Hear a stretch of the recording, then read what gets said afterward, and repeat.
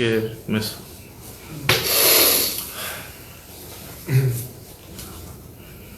Você é de São Paulo mesmo? É a primeira vez no Rio? Segunda. Onde é que foi no Rio? Santana, lá em São Paulo. Quando o senhor teve que sair, que o povo invadiu tudo. Opa, tá valendo? Boa noite a todos. Se não me engano, a nossa quinta live, né? Toda quinta-feira, às 19 horas, 7 da noite. E vamos aqui, rapidamente, no máximo 15 minutos, colocar vocês a par do que está acontecendo no governo. Estive em São Paulo hoje, comemorando antecipadamente o dia do nosso Exército. E ali, né, o que está nas mídias aí foi o que eu falei sobre a imprensa. A imprensa é importante, ninguém duvida disso. As mídias sociais também são importantes. E eu falei para a imprensa ali, né, que pese alguns percalços entre nós, nós devemos nos entender para que a chama da democracia não se apague. Ou melhor, a imprensa funcionando, mesmo alguns percalços, ela é importante para que seja mantida a chama da democracia. É aquela velha história, né? É aquela velha história. É melhor uma imprensa, às vezes, capengando do que sem ter imprensa. Certo? Então, logicamente, da minha parte, quero sim conversar com a imprensa. E a gente diz, né, que o que é importante para o outro lado, pro lado de lá, é que temos boas imagens, boas escritas nos jornais, bons áudios, bons vídeos, verdadeiros acima de tudo, que nós podemos juntos, né, botar o Brasil no local que ele merece agindo dessa maneira. Então, a imprensa brasileira, estamos juntos aí, mas tenho certeza que esse namoro, esse braço estendido aqui, estará sempre à disposição de vocês. Um abraço a todos aí e felicidades. Parece que foi revogado o próprio ministro Alexandre Moraes, né, revogou aquela ação dele aquele inquérito, né, que foi aberto para investigar as pessoas que porventura estivessem fazendo fake news, e também aquela matéria na revista Cruzoé sobre o presidente do Supremo. Se for verdade isso, parece que é verdade. Parabéns aí ao Alexandre Moraes. Vamos lá, uma matéria que agitou muito a imprensa aí essa semana, a questão do passaporte diplomático. Eu levei pancada até não querer mais, né? E citava ali da Igreja Universal do Reino de Deus, o Edir Macedo e esposa. Realmente eu renovei sim, autorizei, né, para que o Itamaraty renovasse o passaporte diplomático para o senhor Edir Macedo e sua esposa. Apanhei até não querer mais. Agora deixa bem claro, foi concedido inicialmente o passaporte para ele lá no governo Lula, lá atrás. Foi renovado no governo Lula de novo, e depois no Dilma, daí, expirando o prazo do meu governo, nós autorizamos a renovação, e será mantida, do que depender de mim, a renovação desse passaporte para ele e a sua esposa. E ponto final. Eu entendo, né, que está enquadrado nas normas de Itamaraty as exceções, e a exceção é muito bem-vinda nesse caso em si. Teve uma ação, uma liminar, pedindo para cancelar isso aí. Logicamente haverá recurso por parte do interessado, com toda certeza, e vai ganhar essa ação. É demagogia pura e simples. Agora deixar bem claro, quem mais recebeu o passaporte diplomático no meio dos cristãos, dos evangélicos, seja o que for, tá certo? Recebeu também da Igreja Internacional da Graça de Deus, duas pessoas receberam, não vou citar o nome aqui que não é o caso, duas pessoas, geralmente quando duas o marido e esposa. A Assembleia de Deus também recebeu duas, começou no governo Dilma, né? A Igreja Mundial do Poder de Deus também recebeu no governo Dilma, e da minha parte será renovado também, havendo o requerimento nesse sentido. E também a Igreja Católica, né, recebeu três passaportes diplomáticos. Você pode ver que o número é reduzido, não é uma festa isso aí, é para quem realmente precisa, para quem viaja o mundo todo, porque tem certos benefícios que ajudam na vida deles a andar pelo mundo. Evita fila de aeroportos, muitas vezes, facilita o despacho de bagagens, e em alguns países é dispensado o visto. Está explicado? Então, visto Edir Macedo, esposa, continua com o visto aqui. Outro assunto rápido aqui. O meu filho Eduardo está na Hungria. foi recebido por Viktor Orbán, premier, e tratando de vários assuntos, entre eles, né, como é que um país que tinha uma economia fechada partiu para uma economia aberta. Então está fazendo o papel dele como presidente da Comissão de Relações Exteriores e Defesa Nacional, continua, né, não é de agora, viajando pelo mundo, ele gosta de fazer isso aí, e boa sorte a ele, tenho certeza que bons frutos colheremos também dessa viagem à Hungria. Eu pretendo sim viajar para aquela região aí no segundo semestre, Hungria, Polônia, né, para a gente aprofundar nossos laços de amizade, bem como, obviamente, comerciais. Vamos lá. Notícia da imprensa ainda. Queda de 25% dos assassinatos do Brasil nos 2 primeiros meses desse ano, levando em conta os 2 meses do ano passado. Bem, causa disso, eu não vou falar aqui que pode me questionar. Eu não sou comentarista, eu não sou jornalista, né? Então os números falam por si. Tive uma live essa semana que está chegando a 2 milhões de alcance, né, só na minha página, que falando sobre lideranças indígenas, o que eles querem. Deixo bem claro que em 92, eu, deputado recém-eleito, trabalhei contra a forma como foi demarcada a reserva Yanomami, uma área 2 vezes o tamanho do estado do Rio de Janeiro, para aproximadamente 9 mil índios. É um pequeno espaço de terra, né, se é que pode chamar pequeno, 2 vezes o tamanho do Rio de Janeiro, 2 vezes o tamanho do estado de Israel, onde você encontra no subsolo ali toda uma tabela periódica, uma área riquíssima, e fica conflagrada por questão indigenista e questão ambiental. Estamos buscando solução para isso. Por quê? Os índios querem se integrar à sociedade. Os índios querem deixar de ser escravizados por ONGs e por alguns, uma minoria de políticos e espertalhões aqui no Brasil. Eu abri as portas, contar direto comigo. O que eu puder fazer por decreto, farei. Não sendo possível, manda um projeto de lei para a Câmara dos Deputados ou manda uma proposta de emenda à Constituição. O que é quase um consenso entre nós, que é aquela historinha que a esquerda sempre pregava, né? Que o índio tem que viver como se fosse um ser pré-histórico dentro da sua reserva, não cola mais. Bato contra isso desde 92, quando o governo Collor começou essa verdadeira indústria das demarcações de terras indígenas. Vale lembrar que no final do governo Sarney, o ministro do Exército era o senhor Leônidas Pires Gonçalves, e a política de demarcação de terras indígenas em vigor naquela época era por ilhas. Bem, logicamente, quem está lá de fora olha para dentro do Brasil, né, tem uma visão nossa, que vocês sabem qual que é, em grande parte, e outra, em grande parte, mudando essa forma de nos ver lá de fora para dentro, e no primeiro momento, obviamente, começou a se demarcar grande quantidade de terras indígenas. Qual o objetivo? Como a ONU vem trabalhando há algum tempo, pela autodeterminação dos povos indígenas, tornar essas grandes áreas novos países. Bem, em sendo novos países, eles vão fazer relações comerciais com esse país. E, obviamente, a questão mineral está em primeiro lugar. Estamos mudando isso aí, eu acho que conseguimos o ponto de inflexão para tudo isso.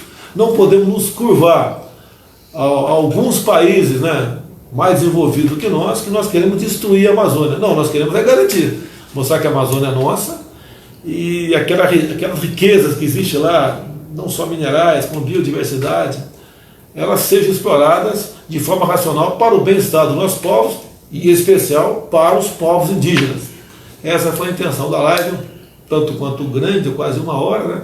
Mas deu uma repercussão muito boa. E as lideranças indígenas, cada um colocou ali o seu posicionamento, como os palecias em Mato Grosso, que plantam soja, entre outras coisas, que foram multados pelo IBAMA em 120 milhões de reais. Já sabe o que a gente vai fazer com essa multa, né? O pessoal do IBAMA, alguns teimam, porque a gente não pode mudar todo mundo, é concursado, e quem tem essa filosofia, esse método de trabalhar, não vai fazer parte do nosso governo. Agora, é um órgão, IBAMA, muito mais aparelhado que o próprio Ministério da Educação. E estamos mudando gente, nova filosofia, o fiscal, ele tem que ser... Quando um fazendeiro, por exemplo, recebe um fiscal, tem que ter o prazer de receber o fiscal. Agora, até há pouco tempo, era um pavor, chegava com multa. Alguns poucos, a minoria, aquela multa desse tamanho, ir lá para um cantinho para bater um papo com o dono da terra. Isso mudou. De 3 em dia resolvido. Lei Rouanet. Essa desgraça dessa Lei Rouanet, né? Começou muito bem intencionada, depois virou aquela festa que todo mundo sabe, né? Cooptando classes artísticas, pessoas famosas para apoiar o governo. Quantas vezes você viu figurões aí, não vou falar nome não, né? Figurões defendendo Lula livre, viva Che Guevara, o socialismo é o que interessa, tá certo? Lula é isso, é aquilo, em troca da Lei Rouanet. O pessoal recebia até, acredite, né? O limite era, o teto, 60 milhões de reais. Então, artistas recebiam até 60 milhões de reais, ou poderiam receber.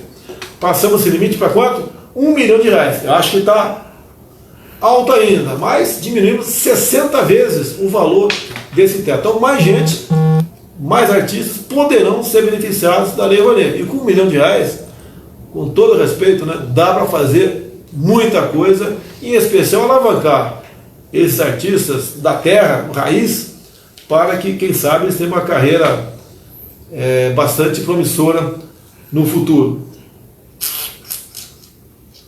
Pronto, chega Alexandre.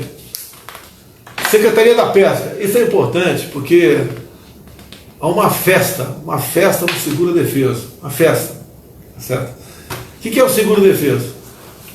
Por 3 ou 4 meses por ano, o pescador, e como ele não vai pescar, né, é época do peixe se reproduzir, ele ganhava um salário mínimo por mês. Ok? É bem-vinda a proposta.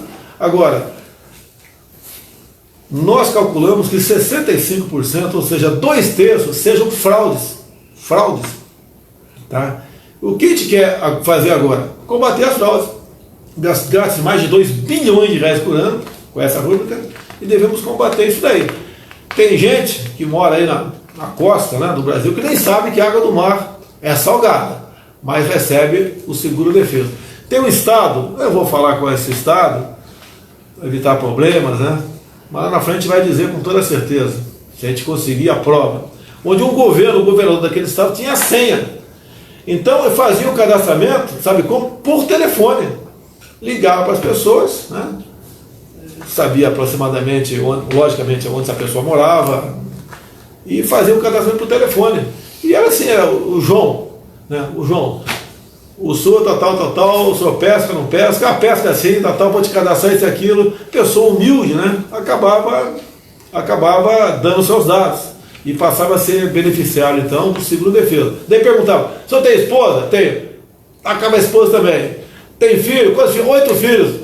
Mal de idade? Botava os 8 filhos lá. Tá? No vizinho, tio, avô, botava todo mundo. E, logicamente, aquela historinha, né? Olha, é o governo aqui do estado tal, e não esqueça da gente por ocasião das eleições, o seu voto é muito importante. Se alguém um dia falar em tirar isso daí, você fica contra essa pessoa que fizer campanha nesse sentido, porque é um direito teu. E o povo brasileiro, em parte, né, essas pessoas mais humildes, são levadas dessa forma a se associar, a se inscrever e ganhar esse benefício. Detalhe, deixa eu bem claro. Agora, no final de maio, a gente vai lançar um recadastramento. E o que nós pretendemos fazer? Quem até lá voluntariamente sair do sistema, sem problema nenhum, está lixado. Quem teimar em ficar, poderá receber um processo por falsidade ideológica. Coisa que, no fundo, a gente não quer fazer.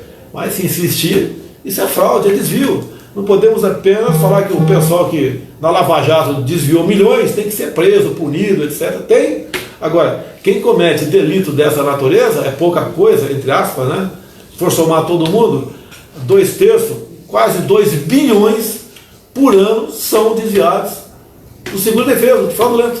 Então, vamos ajudar a combater a fraude e o desvio no Brasil. O seguro-defeso está no nosso radar.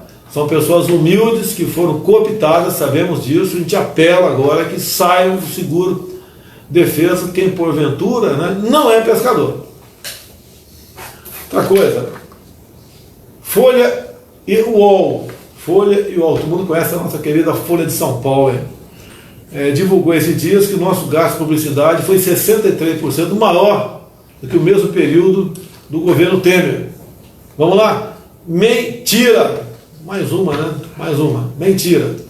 Os gastos do período do ano passado, sim, foram 75 milhões do governo Temer. O nosso foi 33 milhões de reais.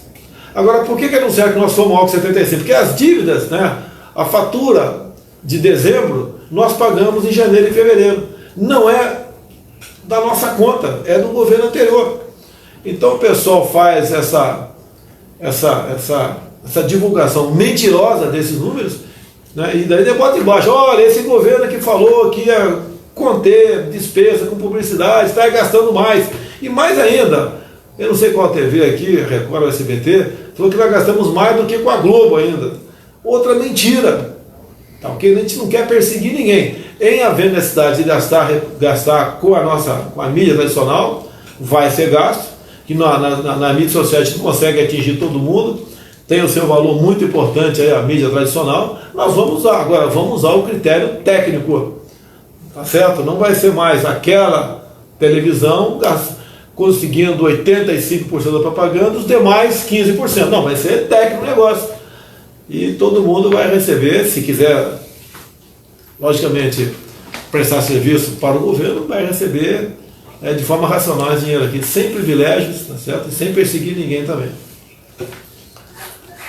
Liberdade de imprensa, já falei liberdade de imprensa? Em São Paulo, falei. Outra coisa, conversando com o Sérgio Moro e com o Paulo Guedes, nós temos aí muitos concursados aprovados para a Polícia Federal, e nós conseguimos então 1.000 vagas que fossem efetivadas em dois grandes grupos, né? 500 e 500 ou 600 e 400, por aí, mais ou menos aí. Então, a nossa Polícia Federal, até num prazo daqui 1 ano e meio no máximo, vai ter em seus quadros mais 1.000 profissionais para exatamente continuar ajudando, né, no combate à corrupção, à fraude, a desvios. E o quadro da PF está bastante reduzido. Um esforço do governo, demos um sinal verde para que esses 1.000 concursados então viessem aproveitados aqui pela Polícia Federal. Outro lado importante aqui, invasão de terra, meus amigos do MST. Né? No primeiro trimestre do ano passado foram 43 invasões de terra. No primeiro trimestre desse ano, apenas uma invasão de terra. Estou achando que foi muito, tem que ser zero, a gente vai buscar um zero tocante a isso aí. Continuamos, nós estamos aqui ultimando o projeto, não é só ultimar um projeto, tem que conversar com parlamentares, não é, eu não posso, um presidente não pode impor a sua vontade para que nós criminalizemos de fato, né, as invasões de terra. O que depender de mim será tipificado como um terrorismo. Tá? Agora, um outro projeto de lei também, o pessoal fala, cobra de mim, né? O cara não apresentou ainda, promessa de campanha. Mas nós temos que trabalhar para chegar um projeto na Câmara de modo que tenha a menor reação possível. Os parlamentares lá, na Câmara, 503 deputados, Senado 81, ali cada um tem sua opinião, mesmo o próprio partido, cada um tem sua opinião. E nós devemos fazer, uma vez esse projeto chegando lá, sofra o mínimo de interferência possível para os parlamentares, e que é mais importante que seja aprovado. O que eu quero, né, depender de mim? Se eu não me engano, foi aprovado na Itália um projeto semelhante, né? Ou melhor, já é lei na Itália, recentemente, é algo nesse sentido. Lá na Itália o que acontece? Invasão de domicílio, né? Ou de propriedade outra privada, uma fazenda, uma chácara, o proprietário pode se defender atirando. E se o outro lado resolver morrer, é problema dele. A propriedade privada é sagrada. Na Itália é sagrada, no Brasil tem que ser sagrada também. Então o nosso projeto visa o quê? Né? Que em legítima defesa da vida própria ou de outrem, a legítima defesa da propriedade do seu bem próprio ou de outrem, tá certo? Entra aí o excludente de ilicitude, se responde, mas não tem punição. Isso ajuda os nossos policiais, civis, militares, policiais federais, tá? Também muitas vezes alguém interfere numa ação criminosa na frente, aquela pessoa na frente já está ameaçando alguém que pode matar o inocente, e aqui atrás um cidadão que tem aporte ilegal de arma, ou um policial, um agente da lei, interfere, vai ter um problema que pode durar 10, 15, 20 anos, pode até ser preso. Olha o caso na Ana Hickman novamente.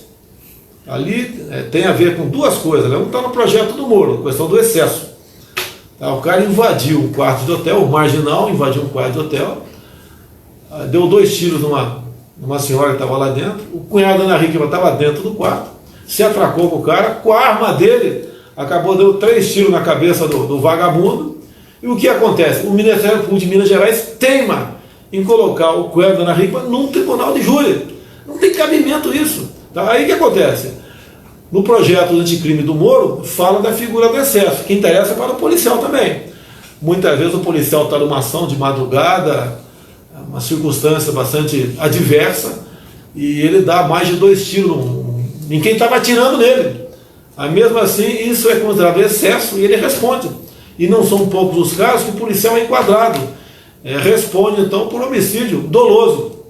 No projeto do Moro, o excesso sai fora. Dependemos da Câmara e do Senado. No nosso projeto, que nas próximas semanas vai chegar à Câmara, a gente visa então a defesa da vida e do patrimônio próprio e de terceiro. Pode ter certeza que a violência, que caiu 25% agora no primeiro trimestre, vai cair muito mais nesse sentido, porque o vagabundo fica preocupado. Ele sabe que hoje em dia ele comete o teu crime, primeiro, dificilmente alguém está armado perto dele. E outro, se tiver, ele vai pensar em reagir porque a batata quente, né, fica no colo da pessoa de bem. Em fala de armas, né, estamos ultimando o decreto dos CACs, né, colecionador, atirador e caçador. Teremos novidades. Que não é novidade, é o que vocês querem, que vocês merecem. Não pode um decreto, né, simplesmente tolher uma lei. Não pode, pô, não pode fazer isso aí. Obrigado. Então o que a gente pretende é realmente tratar os colecionadores, atiradores e caçadores com o devido respeito que eles merecem. E vamos ter surpresa, já está acertado com o Ministério da Defesa, nesse novo decreto dos CACs, para os praças com estabilidade assegurada nas Forças Armadas. Nós sabemos que hoje em dia um praça ou oficial, né, da Polícia Militar, no Rio de Janeiro, por exemplo, que eu conheço, tem o porte assegurado, 24 horas por dia, e também quando vai para a reserva, e estamos trazendo isso para nossas Forças Armadas aí. O nosso praça, com estabilidade assegurada, depois de 10 anos de serviço, passa a ter o seu porte garantido. Afinal de contas, se um praça com 10 anos de serviço não puder portar uma arma, ele tem que sair do Exército, da Marinha e da Aeronáutica. É muito simples o negócio, é muito simples. E teve a aceitação da defesa, que tudo a gente conversa, discute, né? Porque a gente não pode tomar medidas sozinho, né? Tomada de forma unilateral não funciona. Então, com o ministro da Defesa, temos tratado esse assunto e está praticamente garantido nesse decreto o porte para a praça das Forças Armadas. Obviamente, quem porventura for fazer uma segurança particular vai ter problema, deixa bem avisado, é o porte para ele, tá? Para ele usar em deslocamento. Ele está agora na Semana Santa, está viajando, né? Ou então no retorno de residência para o quartel, por aí o negócio, não é o porte, ele vai ter o direito a porte, mas não é para o cara, pro colega aí, fazer segurança particular, seja lá o que for. Invasão de terra, a violência, para curiosidade, né, que diminuiu em média 25%, só no Ceará diminuiu 58%. Talvez, com toda certeza, pela participação da Força de Segurança nesse recente episódio ocorrido lá. Mais uma coisa, faltou falar o assunto mais importante. A dona Renata do meu lado aqui. Você acha que eu esquecer de você? Jamais, jamais, tá? Renata, intérprete de línguas, muito obrigado pela forma voluntária que você compareceu aqui. Estamos no interior de São Paulo, né? Ninguém sabe onde é.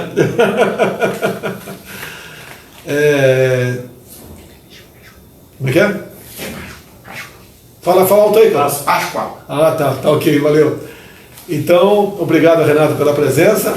E estamos na Páscoa, né? Amanhã, uma boa Páscoa a todo mundo. Que Páscoa é um momento de você refletir, pensar no próximo, perdoar, tá ok? E agindo dessa maneira, a gente faz um mundo melhor para todo mundo. Um grande abraço nos homens e um beijo nas mulheres. Até quinta-feira da semana que vem, se Deus quiser. Valeu!